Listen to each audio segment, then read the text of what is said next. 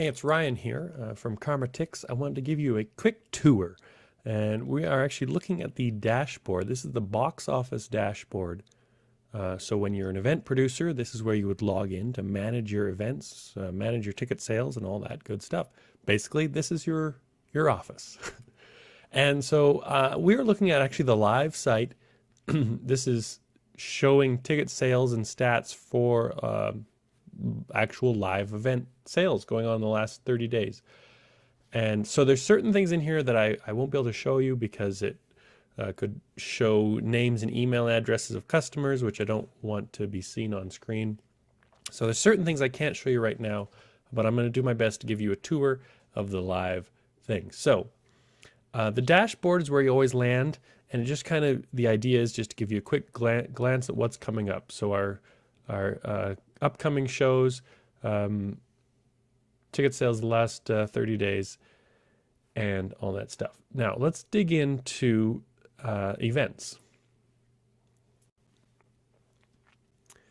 So you can see right now I have 3 events created, and you can add a new event, which I'll just show you what it looks like here. You add a new event, you just start adding info, and you have the option of 2 paths here. You can do the quick start, basic options only, or customize your event with all the options. And the quick start, you can create an event like in 1 to 2 minutes, depending on how fast you type or whether you have all your typing prepared or not. But it basically asks only the essential questions. So to create a new event, the full options maybe takes you 4 or 5 minutes. So it's not a big difference, but it just digs into more of the detail. And of course, even if you go the quick start path, you can always change everything down the road. So, you know, we won't create a new event right now. I've got separate videos on that process. But I just wanted to show you that as we pass by. So let's look at the live test event. We can go over here and, oh, actually, before I even dig into the back end, let me show you the front end side of things and what it actually looks like. So we'll look at this live thing. This is the event that's actually selling tickets, and we'll view that event. So this is the event page as customers would come to it, with the exception of this yellow bar at the top, which is my event producer toolbar. That would be hidden. So here we are, ready to sell events. It has the event description and the event tickets. Now there's 2 shows within this event, 3:30 and 7, and ticket prices are $15. And you can see these tickets, actually it says here, let's zoom in again. It says buy 4 or more tickets and save. And you can see it's $15, but I want to show you what happens when we select tickets. So we can add 1 ticket, 2, 3, 4 is the magic number. And all of a sudden the price drops to $12. So if I'm buying more than 4 tickets, it's $12. If I'm buying less than 4 tickets, it's $15. So I'll just show you what it looks like if we actually order the tickets. It pops up with this window right here. Let me show you, zoom out to show you the full view. So it would pop up with this window, and the rest of the checkout happens inside this little box. So you confirm your order, which is just trying to be as clear as possible. I've had a lot of problems in past years with confusing ticket systems. And let me tell you, I'd get so many phone calls, and the phone calls would just increase more and more as the event draws near and ticket sales pick up. So the time that when I had the least amount of free time was when I got the most amount of people who were confused by ticket systems. So I'm really designing this with utmost clarity in mind to save a lot of effort. So confirm your order. It's very clear, 4 items, grand total. You're getting tickets to this show. It's at this time. People, please confirm this. Otherwise, you have to email me or phone me to change your tickets. Anyhow, so we continue with the order. Now, I'm already logged in. Otherwise, I would have to enter my name and email address. And that's all that's required. I'm not looking for phone numbers. I'm not looking for postal addresses. Keep it simple. Keep it quick. If we don't need the information, we don't ask for it. Continue on to payment. So your payment today is $48 with the Karmatix no fee guarantee. You will get your tickets by email. Again, that's another thing I learned from experience. People always put in an order and then they're panicked because they don't know what's happening. They don't know what happens next. So many ticket systems drop the ball there and they just leave people confused. So this actually tells you before and after what's happening. So you'll get your tickets delivered by email. Very clear. Then you choose your payment option. Right now I have my payments configured to accept credit card or PayPal. So people can choose their option. Credit card is very quick because it's right on the page, very simple, very clear. And PayPal, it would pop up a second screen. It'd have to go through, I think, 2 or 3 steps on PayPal, depending if they're logged in or not. So that's all it takes to order tickets. I mean, I won't run an order right now because this is live. So it would actually charge my credit card. And it would also expose my credit card to everyone watching, which I don't want to do. So that's what an event looks like. So let's go to the back side of things, back to our box office. And this is where you can manage that event. And you can edit the event name and description. Let me zoom in again so it's easier to see. You can edit the name and description. You can this is where I choose the main feature video on the page. Publish settings, so I have all these tickets and shows, and you can choose whether or not they're active. If you have a show that is canceled, you can take it out of the list quickly. And options for my event, I have a Facebook pixel tracking code on this event, which lets me know through Facebook advertising whether or not people are buying tickets or if they're visiting the page, which I'm going to dig into that. That's a very cool feature. I'll dig into that in another video.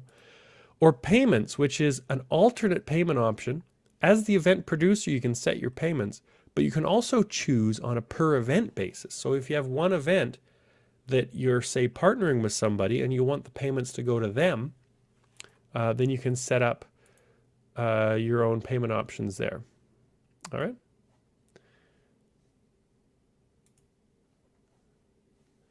So, let me go back because again, I don't want to show you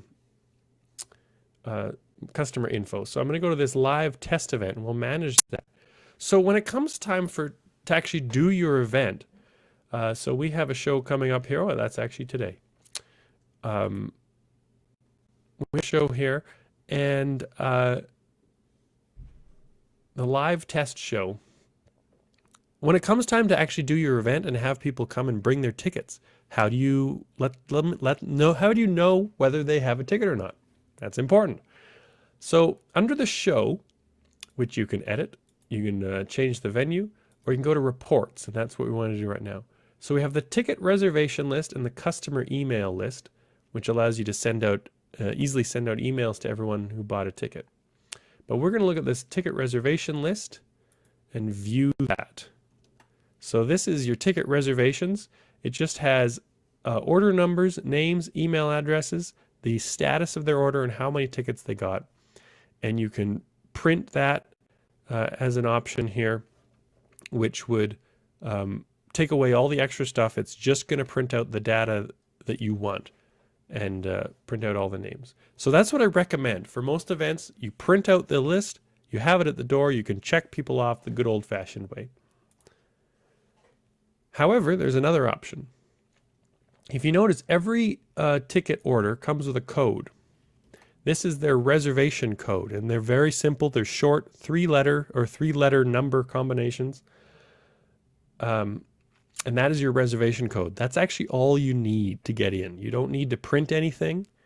This is all you need. Because if we go over to event check-in, RQ2, and we're going to check in for live test event. Let me just back up for a second here. Let me give you the full view. So this shows you how many tickets have sold, how many people you're expecting, and how many are checked in, which is none right now. And then you can put in the reservation code, which was RQ2, and hit go. and it says RQ2 reservation is, that's a valid reservation here. It is for this person, this email address. You can confirm that with them. They ordered 1 ticket, which is general admission. 1, 0 have checked in, and this is where you can change if obviously they only bought 1 ticket, but if they bought, say, 4 tickets and only 2 people are coming in the door right now, you can change this amount to say how many people are coming in. But we're going to check in 1 person, and we're going to confirm the check-in. And I'll back up here to give you the full view. So I'm going to confirm the check-in. It confirms, and now up here, you can see it's now showing 1 tickets checked in out of the 3 reserved.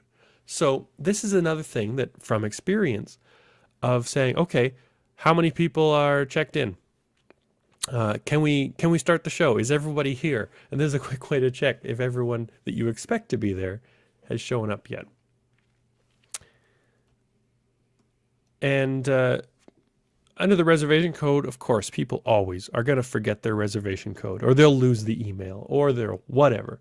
So you can simply say, may I please have your name, or may I please have your email, and you can do a search of all the orders in your system that would match that person. And that'll allow you to find their orders without them needing to remember anything but their name. It's a very handy feature.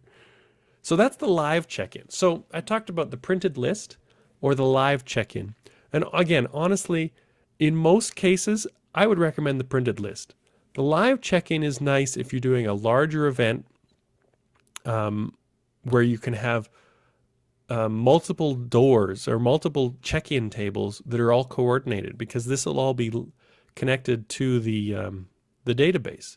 So if someone's trying to get in one door and then tries to get in the other door, you can see that they have signed in, or whatever you want to do. But it's a nice way to have up to the minute reports on what's going on, as opposed to the pen and paper.